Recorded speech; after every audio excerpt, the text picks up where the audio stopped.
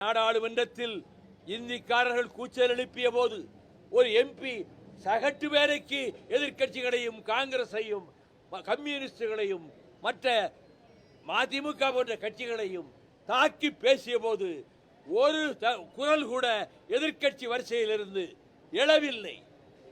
நான் தாங்கிக் கொள்ள முடியவில்லை.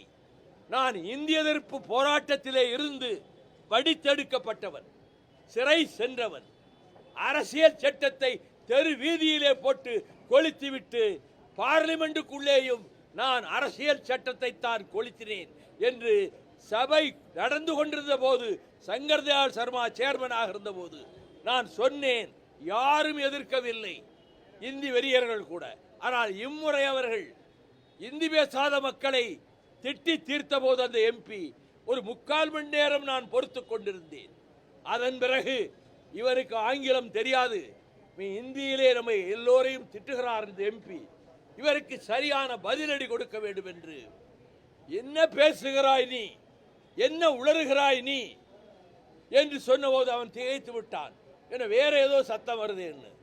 நான் ஆங்கிலத்திலையும் பேசல, தமிழ்ல இது இந்தியிலையும் பேசல, ஹிந்தி தெரியாது. எவரோ ஒருத்தர் பேப்பரில் எழுதியிருக்கிறான் ஹிந்தி வைகோவுக்கு தெரியும்னு சொல்லி. தெரியும், 4 வார்த்தை தெரியும். ஏக் டாக்ஸி, ஒரு டாக்ஸி வேணும்னு டாக்ஸி ஸ்டாண்டுக்கு ஃபோன் பண்ணுவேன். 2 நம்பர் மீனாபாக், என்னுடைய வீடு மீனாபாக்ல இருக்கு, அங்க வா. வேற இன்னொரு வார்த்தை என்ன, அவன் அவசரப்பட்டு வேற பக்கம் போயிட்டா பஸ் பஸ் பஸ் பஸ், அப்ப பஸ் நிறுத்து. நேரா போகணும்னா சாரா சாரா சாரா. இந்த 6 வார்த்தை தவிர இந்த குதிரைக்காரன் பாஷை எனக்கு தெரியாது.